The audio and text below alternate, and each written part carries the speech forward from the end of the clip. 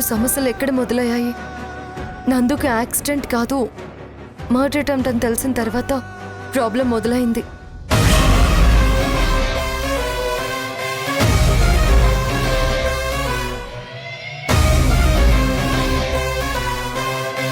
వాడు పిల్లల్ని కనమని అడిగాడని కక్ష కట్టుకుని వాడిని జైల్లో పెట్టించింది.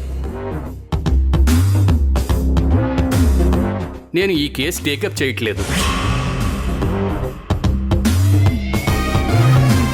ఆ శత్రువులకి నీ భర్త బయటికి రావడం ఇష్టం లేదు. అతన్ని బయటికి తీసుకురాకుండా చాలా ప్లాన్లు చేస్తున్నారు.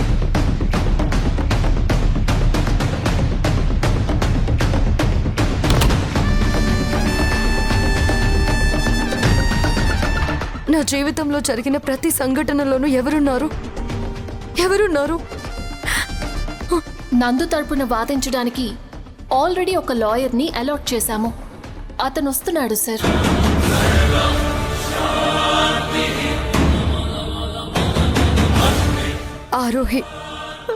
ఆరోహి, నీకెందుకులే శ్రమ?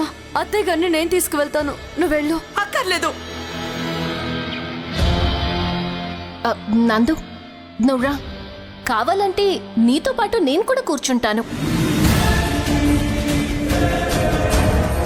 నందు, నందు, ప్లీజ్ కంట్రోల్. ఆరోహి, నందుని వదులు, ఏం కాదు. ఆరోహి, నా జీవితంలో ప్రతి క్షణంలోనూ మాకు దగ్గరగా ఉంది ఆరోహియే. కానీ ఆరోహి ఇలాంటి పనులు చేస్తుందా? లేదు, అలా చేయదు. ఎందుకంటే నందుని కాపాడింది తనే కదా. అసలు ఆరోహియే లేకపోతే నందు ప్రాణాలతో ఉండేవాడే కాదు. అయినా తనకి ఇలాంటి పనులు చేయాల్సిన అవసరం ఏముంది? తనై ఉండదు. నా మాట విను. ఇప్పుడు గనక నువ్వు ఈ స్టింగ్ ఆపరేషన్ సక్సెస్ చేసావు అంటే నీ పర్సనల్ ప్రాబ్లమ్స్ కూడా సాల్వ్ అవుతాయి.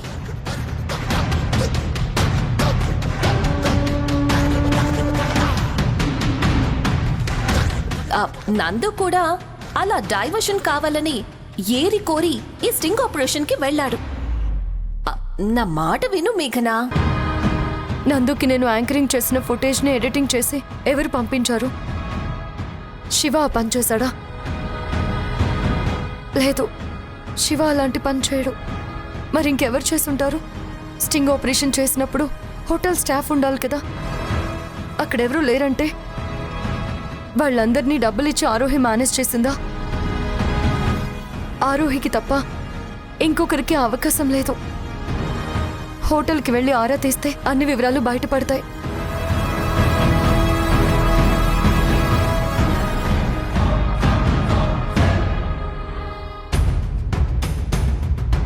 Hi sir, good morning. Good morning, చెప్పండి. ఆరోహి మేడం గారు మీకు డబ్బులు ఇమ్మన్నారు. మీ పేరు? నా పేరు బార్బీ. నేను ఆరోహి మేడం గారి అసిస్టెంట్ని. నా గురించి మీరు వినలేదా?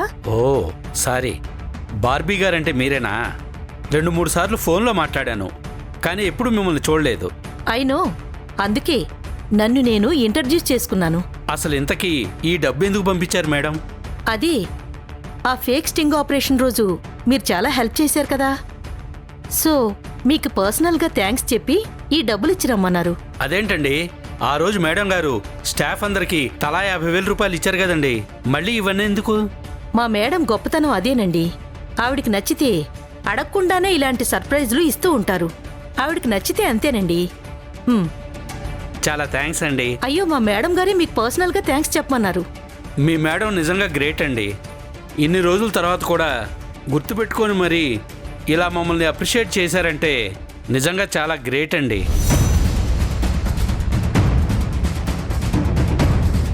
అవును, నేను మొన్న ఆరోహి మేడం గారిని కలిసినప్పుడు మీరు అక్కడ లేరే. జనరల్గా ఎప్పుడు మీరు మేడంతో పాటు ఉంటారు కదా. నేను ఆఫీస్ వర్క్ మీద ముంబై వెళ్ళొచ్చాను. అప్పుడు ఊర్లో లేను, ఇవాళే వచ్చాను. మరి నాకు ఓ 2 రోజుల ముందు ఫోన్ చేసి మాట్లాడినట్టున్నారే. యా, నేనే మాట్లాడాను. కాకపోతే మా మేడం బిజీగా ఉండడం వల్ల ఏమేం చెప్పాలో నాకెప్పటికప్పుడు గైడెన్స్ ఇస్తూ ఉంటారు. ఆవిడ చెప్పారు కాబట్టే నేను మీకు కాల్ చేశాను. ఎనీహౌ, మీకింకోసారి థ్యాంక్స్ చెప్పమన్నారు. థ్యాంక్స్ చెప్తున్నాను. ఉంటానండి. మంచిది.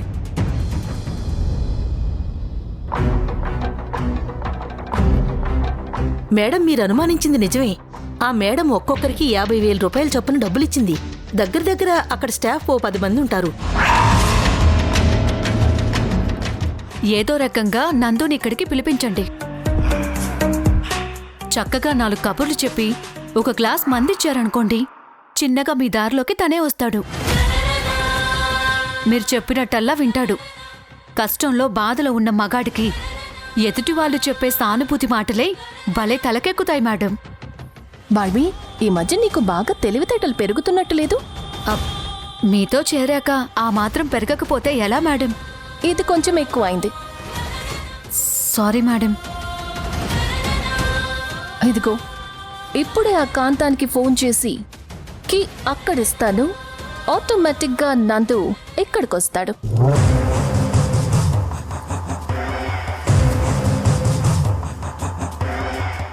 హలో అమ్మా ఆరోహి. ఆ, ఎలా ఉన్నారు బామ్మగారు? ఆ, అలాగే ఉన్నావమ్మా. ఆ, ఇంతకీ నందు ఎలా ఉన్నాడు? ఏం చెప్పమంటావమ్మా, వాడి పరిస్థితి ఎప్పుడు చూసినా దాని ధ్యాసలోనే ఉన్నాడు. అరే, వాణ్ణి కాదని వెళ్ళిపోయిన అమ్మాయి గురించి అంతలా ఆలోచించడం ఏంటి? మేమెంత చెప్పినా వాడు వింటేగా. ఆ, బామ్మగారు మీరు చెప్తే తను వింటాడా? ఇప్పుడున్న పరిస్థితుల్లో మీ ఇంట్లో ఎవరు చెప్పినా సరే తను మీ మాట వినడు. కరెక్ట్గా చెప్పావమ్మా. వాడికి మేమన్నా మా మాటలన్నా అస్సలు పడటం లేదు. అందుకే ఎప్పుడూ ఇంట్లోనే ఉండకుండా అలా బయట ప్రపంచానికి కూడా వెళ్ళమని చెప్పండి.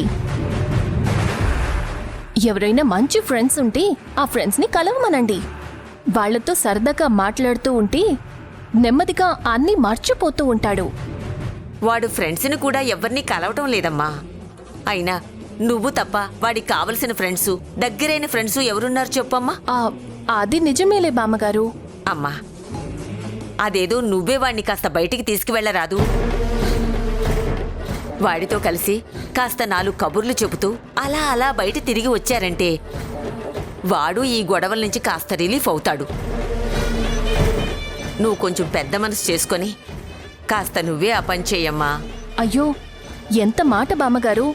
మీరు చెప్పడము నేను కాదనడం కూడానా? సరే, మీరు అంతగా చెప్తున్నారు కాబట్టి ఖచ్చితంగా నేను నందుని బయటికి తీసుకుని వెళ్తాను.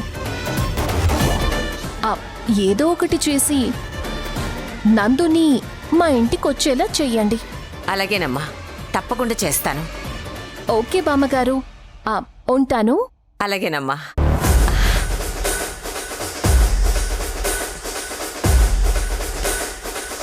చూసావా బార్బీ, ఎంత నాగ్గా డీల్ చేశాను?